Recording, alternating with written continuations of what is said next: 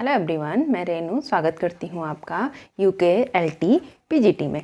और जैसे कि ये मेरा नया चैनल है और इस पे हम जो उत्तराखंड साइंस है उसमें बायोलॉजी के कुछ छोटे छोटे सब टॉपिक लेके चल रहे हैं। अभी हम जो रेस्पिरेशन जो हमारा टॉपिक है, श्वसन जिसे हम हिंदी में बोलते हैं, उसके छोटे छोटे सब टॉपिक लेके चल रहे हैं। इससे पहले वाला मेरा एक लेक्चर आ चुका है, आप उसे देखिए, जिसमें हमने पल्मोनरी वॉल्यूम एंड कैपेसिटी के बारे में बताया। जो प्रोन टॉपिक है हमारा पेपर का, मतलब जो हमारा फुफ्फुस है उसका आयतन और कैपेसिटी कितनी होती है। और आज हम बात करेंगे कि जो ट्रांसपोर्ट ऑफ गैस, कि हमारी बॉडी में जो गैस का ट्रांसपोर्ट है या जो गैसों का परिवहन है वो कैसे होता है। जैसे कि हम सांस ले रहे हैं तो हम लंग से हम या नाक से सांस ले रहे हैं। जनरली अगर हम नॉन बायो के स्टूडेंट्स की बात करें तो इसी तरह से कहेंगे तो हमें लंग्स से लेते हैं। लेकिन क्या वो जो ऑक्सीजन हम ले रहे हैं वो लंग्स तक सीमित रहती है? हमें पता है हमारी पूरी बॉडी में वो ट्रैवल करती है, पूरी बॉडी में जाती है। तो पूरी बॉडी में जाती कैसे हैं, आज हम इस बारे में बात करेंगे। एक छोटा सा वीडियो होगा, आई होप आपको पसंद आएगा। आपको पसंद आए तो चैनल को लाइक करें, शेयर करें, सब्सक्राइब करें और आपके जो कमेंट्स हैं वो ज़रूर बताएं। आपकी जो भी क्वेरीज हैं वो आपको हम कमेंट बॉक्स में बता सकते हैं, ठीक है।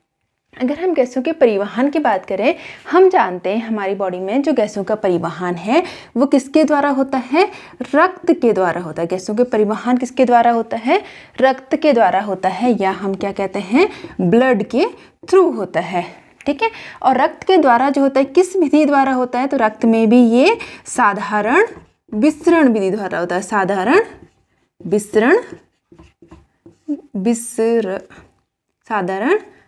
विसरण विधि द्वारा होता है। अभी विसरण विधि क्या होती है, बहुत से बच्चों के इस बारे में पता भी होगा, लेकिन मैं बता देती हूँ। विसरण का मतलब होता है जब भी कोई पार्टिकल या जब भी कोई वस्तु अधिक सांद्रता से कम सांद्रता की ओर मूव करती है तो उसे हम कहते हैं विसरण। अधिक सांद्रता से कम सांद्रता की ओर जाना, स्वतः ही जाना, किसी बाह्य सपोर्ट के बिना जाना, अपने आप जाना, उसको हम कहते हैं विसरण कहते हैं, ठीक है। जैसे हमारे बॉडी में जो ऑक्सीजन है वो विसरण विधि द्वारा जाते हैं। कार्बन डाइऑक्साइड का जो ट्रांसपोर्ट होता है वो विसरण विधि द्वारा होता है। कैसे होता है वो हम आगे के लेक्चरों में जानेंगे। जैसे कि जब हम कहीं पे पानी डालते हैं, ठीक है, अगर समतल है तो पानी क्या होती है, ज़्यादा से कम की ओर बहने लगता है ना। जैसे अगर दो टैंकी हैं, एक में पानी थोड़ा ज़्यादा है, अगर बीच में एक नल जोड़ दिया, दूसरी खाली टैंकी है, तो पानी क्या होगा, ज़्यादा से कम वाली जो खाली टैंकी उसमें जाने लगा। तो इसको हम बोलते हैं विसरण, ज़्यादा से कम की ओर जाना, एक साधारण भाषा में, ठीक है। आई होप आपको इतनी बात क्लियर होगी। अब हम बात करते हैं गैसों का ट्रांसफर। सबसे पहले तो हमें ये पता होना चाहिए कि हमारी बॉडी में कौन कौन सी गैसों का ट्रांसफर। हमारी बॉडी में जरूरत होती है दो मेन गैसेस होती हैं, जिसमें एक है आपका ऑक्सीजन। तो हम एक ऑक्सीजन का परिवहन पढ़ेंगे कि ऑक्सीजन कैसे परिवहन होती है या ऑक्सीजन का ट्रांसपोर्ट कैसे होता है। दूसरी जो हमारी मेन गैस आती है वो कार्बन डाइऑक्साइड आती है। तो दूसरा हम पढ़ेंगे कार्बन डाइऑक्साइड का परिवहन। आई होप आपने ये नोट कर लिया होगा, तो मैं इसको मिटा देती हूँ, ठीक है। परिवहन, कार्बन डाइऑक्साइड का परिवहन, ठीक है। अब बात करते हैं जो ऑक्सीजन है, ऑक्सीजन का परिवहन कैसे होता है। ऑक्सीजन का जो परिवहन है हमारी बॉडी में दो तरीके से होता है। एक तो होता है आरबीसी के द्वारा, बहुत से बच्चों के जानते भी होंगे, और दूसरा होता है प्लाज्मा में घुलित अवस्था में। प्लाज्मा में घुलकर वो एक जगह से दूसरी जगह जाती है। प्लाज्मा में घुलित अवस्था में, ठीक है, अवस्था में। अब बात यह है कि किसमें कितना प्रतिशत है। अगर हमारा 100%, हम कोई भी चीज़ होती है हम उसको हमेशा क्या करते हैं, 100% मान के चलते हैं। तो हमारी बॉडी में क्या होगा, 100% क्या है आपका जो ऑक्सीजन है वो क्या होती है, कुछ तो आरबीसी के द्वारा जाती है, 97% आपका आरबीसी के द्वारा जाती है, और जो बचा हुआ 3% है वो ऑक्सीजन प्लाज्मा में घुलकर क्या होता है, बॉडी में ट्रांसफर करती है। अब ये आरबीसी में जाती कैसे? आरबीसी में होता है हमारा हीमोग्लोबिन। आरबीसी में पाया जाता है हीमोग्लोबिन, ठीक है। हीमोग्लोबिन पाया जाता है। हीमोग्लोबिन का जो सिंबल होता है, आपका सिंबल भी पता होने चाहिए, इस तरह से होता है, ठीक है। एचबी हम लिखते हैं। आरबीसी में होता है हीमोग्लोबिन। जो ऑक्सीजन होता है वो हीमोग्लोबिन से बाइंड करके क्या होता है, एक जगह से दूसरी जगह जाता है। तो जो ऑक्सीजन होता है, एक हीमोग्लोबिन जो होता है, एक हीमोग्लोबिन अपने साथ जो है 4 ऑक्सीजन मॉलिक्यूल्स को क्या करता है, बाइंड करता है और फिर एक जगह से दूसरी जगह जाता है। तो जब ऑक्सीजन हीमोग्लोबिन से बाइंड हो जाता है तो हम इसको कहते हैं oxy haemoglobin, globin, oxy haemoglobin, oxygen bind हो गए तो ऑक्सी और हीमोग्लोबिन है तो हीमोग्लोबिन, तो इसको हम कहते हैं ऑक्सी हीमोग्लोबिन। इसका जो हम मॉलिक्यूलर फॉर्मूला लिखते हैं वो लिखते हैं ऑक्सीजन हीमो, और ये हो गया ऑक्सीजन और ऑक्सीजन के 4 मॉलिक्यूल, तो ये होता है ऑक्सी हीमोग्लोबिन का फॉर्मूला। ऑक्सीजन हीमोग्लोबिन के साथ जो बाइंड करके जाती है, आई होप आपको दिख रहा होगा, वो जाती है आपका 97%।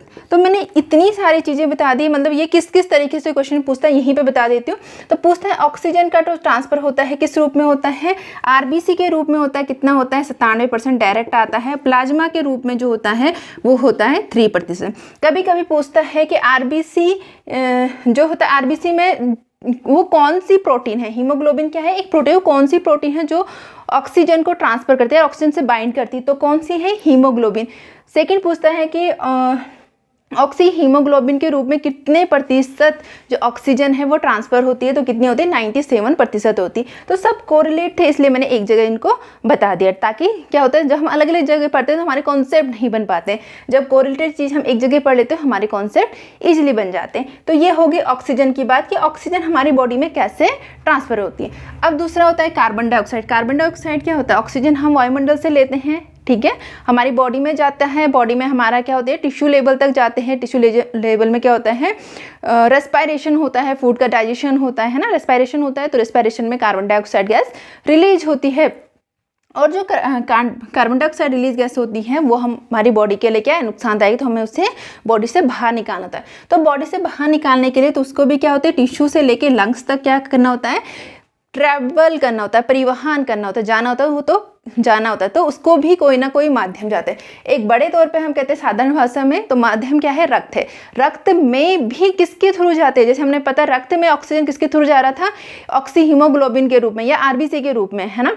तो अब हम बात करते हैं कार्बन डाइऑक्साइड। तो कार्बन डाइऑक्साइड एक तो प्लाज्मा में घुल के जाता है, जैसे हमने पढ़ लिया, जैसे ऑक्सीजन जाता है प्लाज्मा में घुलित अवस्था में, किसमें, घुलित अवस्था में तो कितना प्रतिशत होता है, ऑक्सीजन जो है वो है केवल 3%, और कार्बन डाइऑक्साइड से थोड़ा ज़्यादा है, ये होता है 7% जो कार्बन डाइऑक्साइड है वो प्लाज्मा में घुलित अवस्था है।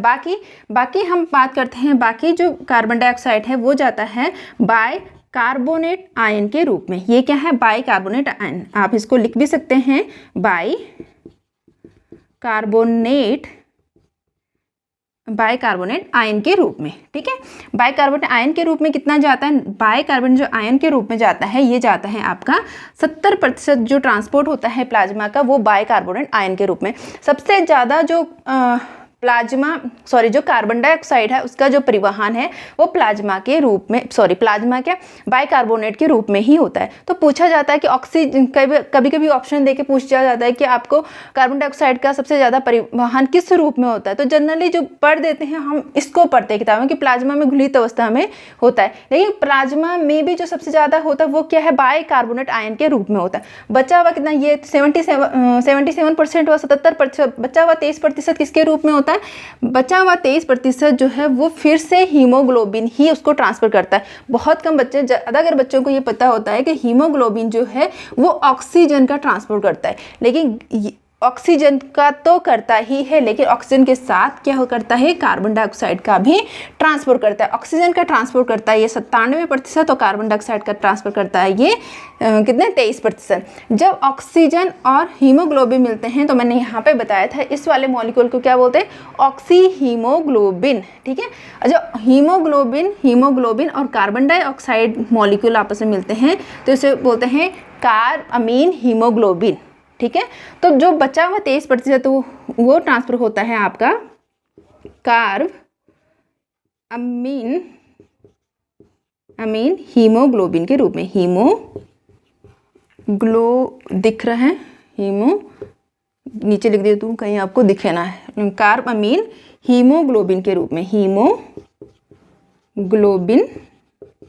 के रूप में कितना होता है कार्बमीन हीमोग्लोबिन के रूप में, ये होता है आपका 23%। तो ये था आज का आपका लेक्चर कि जो हमारी बॉडी में गैस का ट्रांसफर होता है वो कैसे, यहाँ से भी क्वेश्चन ईजिली बनते हैं, बहुत फ्रिक्वेंटली क्वेश्चन बनते हैं। मैं टॉपिक ही वही लाती हूँ जिसमें क्वेश्चन बन रहे हैं, पूरा टॉपिक ना के सब टॉपिक छोटे छोटे जहाँ से क्वेश्चन बनने की प्रोबेबिलिटी हमेशा बनी रहती। तो ये हो गया कि गैसों का ट्रांसफर कैसे होता है। पहली बात हमने जाना कि ब्लड से होते हैं, ब्लड में भी साधारण विसरण द्वारा होता है। ऑक्सीजन का जो कितना है हीमोग्लोबिन के रूप में होता है 97% और 3% होता है प्लाज्मा में घुलित अवस्था में, और कार्बन डाइऑक्साइड का 7% प्लाज्मा में घुलित अवस्था में, 70% बाइकार्बोनेट आयन के रूप में, और बचा हुआ 23% जो है कार्बामीन हीमोग्लोबिन के रूप में होता है। ठीक है, ये हो गया आज का लेक्चर। नेक्स्ट लेक्चर में हमने यहाँ पे जो हमारा थोड़ा सा आया है हीमोग्लोबिन की जिग्रा आए हैं। किसकी बात आया है? हीमोग्लोबिन की जिग्रा। इसके बारे में मैंने एक बात तो बता दी, हीमोग्लोबिन क्या है? आपका एक प्रोटीन है। और एक बात मैंने और बताया कि हीमोग्लोबिन जो है 4 ऑक्सीजन मॉलिक्यूल को